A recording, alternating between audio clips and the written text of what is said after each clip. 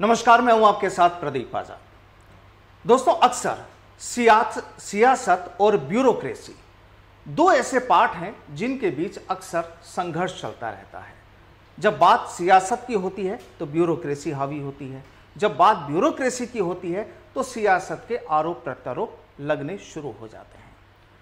आज हम बात करेंगे एक बार फिर राजस्थान की सन सिटी जोधपुर की। और जोधपुर की बात इसलिए कि जहां पिछले कुछ दिनों से लगातार जब हम जोधपुर की चर्चा कर रहे थे उस समय लवली एनकाउंटर छाया हुआ था, जहां पर पुलिस वालों को उनके किए की सजा मिली। उन्होंने क्या किया वो पुलिस वाले खुद बेहतर जानते हैं। लेकिन आज एक तस्वीर वापस सामने आई और वो तस्वीर थी उसी थाने की, उसी रातानाडा पुलिस थाने की, जहां पर एक विधायक अपने पति के साथ धरने पर बैठी है। तमाम तस्वीरें आपने भी देखी होगी, मामला भी आपने देखा होगा कि किस तरीके से एक कांग्रेसी विधायक अपने एक रिश्तेदार के लिए, जिसकी गाड़ी का रातानाडा पुलिस थाने ने एमवी एक्ट में चालान किया था, उसको विधायक को ये चीज नागवार गुजरी और उन्होंने पुलिस की खिलाफत शुरू की और उसी पुलिस थाने में धरना दिया।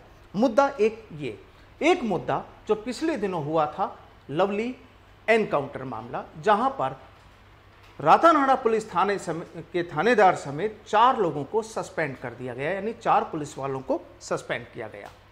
मुद्दे कुछ और भी हुए राजस्थान में पिछले दिनों जो काफी चर्चाओं में रहे। बात होगी आज उपचुनाव को लेकर भी, और इन तमाम बातों को लेकर, इन तमाम सवालों को लेकर आज हमारे साथ मौजूद हैं डॉक्टर निमिषा गोड्स, जो हैं भाजपा की प्रदेश प्रवक्ता हैं। निमिषा जी, आपका बहुत बहुत स्वागत है। सबसे पहले बात अगर हम सीएम के गृह क्षेत्र जोधपुर की करें और बिल्कुल ताज़ा घटनाक्रम, जहां रातानाडा थाने में एक महिला विधायक अपने पति के साथ धरना दे रही है, क्या मानते हैं कि क्या एक विधायक को ऐसा करना चाहिए? प्रदीप जी, 135 साल पुराने राजनीतिक दल कांग्रेस का ये चाल और चरित्र सामने आ रहा है, जहां पर पुलिस थाने में जाकर के धरना देते हुए ये कह रही है कांग्रेस के विधायक कि थोड़ी बहुत बच्चों से गलती तो हो ही जाती है। ऐसी गलतियों से भरा हुआ है राजस्थान।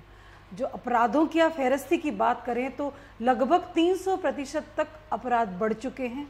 एनसीआरबी के आंकड़े भयानक जो आज मुंह फाड़ते हुए दिख रहे हैं, उसके बावजूद भी आज यदि कांग्रेस की विधायक पुलिस थाने में जाकर के कह रही है कि आप ये तो बच्चा है, गलती हो जाती है, ये चाल चरित्र है इनका सामने जो आ रहा है।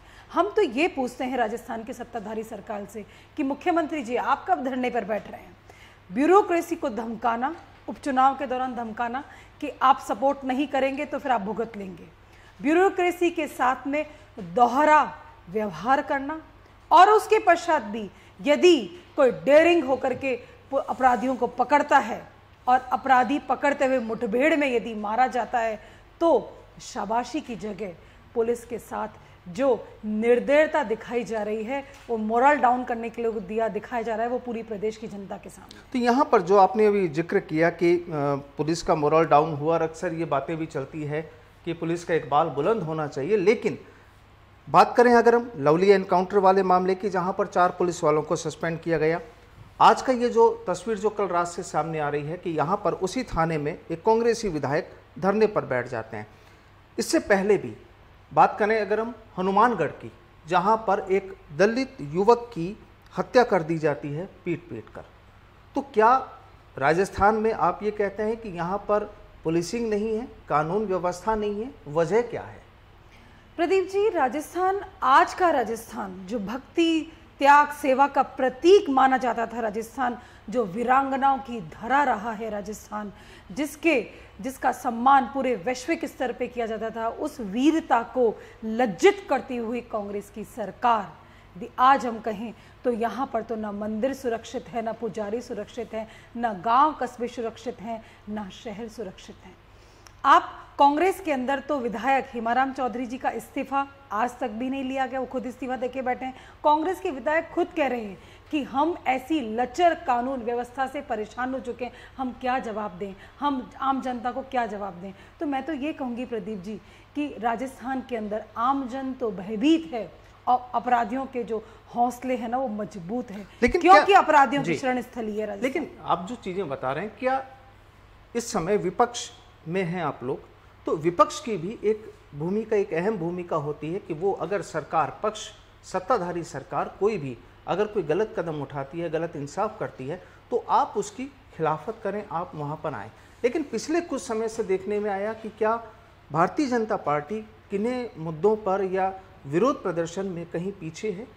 क्या आप लोग, जैसे जोधपुर वाली घटना हुई, हनुमानगढ़ वाली घटना हुई, वहाँ पर भी काफ़ी दिनों बाद भाजपा जागी है, इसकी वजह क्या है? देखिए प्रदीप जी, आज प्रदेश की हालत में एक मुद्दा नहीं होता कि दूसरा मुद्दा इतनी तेजी से आता है। यदि चूरू में गैंगरेप होता है, महिला से आत्महत्या करती है, तब तक अलवर में कोई भयावहता सामने आ जाती है।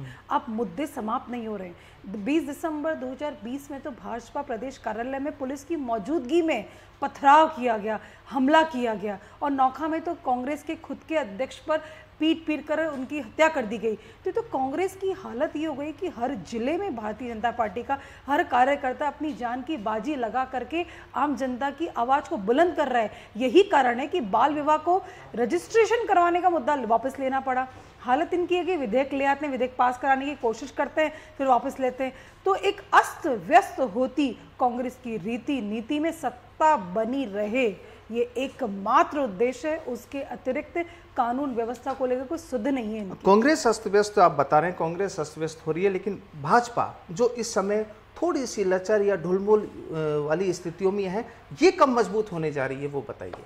देखिए, भारतीय जनता पार्टी का हर कार्यकर्ता मजबूती के साथ अपने बूथ स्तर से लेकर जिला, प्रदेश और राष्ट्रीय स्तर तक मजबूत कार्य करता है, क्योंकि राष्ट्र हित सर्वोपरि है। राजनीति से परे राष्ट्र हित को समर्पित हर कार्यकर्ता का प्रण जो है वो अंत्योदय है। निश्चित तौर पर आप ये देखेंगे कि कभी सिद्धांतों तो इससे समझौता नहीं करती। तो आज भारतीय जनता पार्टी का प्रदेश नेतृत्व की बात की जाए या राष्ट्रीय स्तर पर नेतृत्व की बात की जाए, तो एकजुटता, एक स्तर और एक ही तरह के विकेंद्रीकरण के साथ भारतीय जनता पार्टी मजबूती से कार्य कर रही है। वह यही कारण है कि आप ये देखिए, बौखलाया हुआ आज कांग्रेस का यदि मंत्रिमंडल विस्तार क्यों नहीं हो रहा है, क्योंकि भयभीत हैं ये कि बिखरी हुई, जिसे कहते हैं ताश के पत्तों का ढेर हो जाएगा।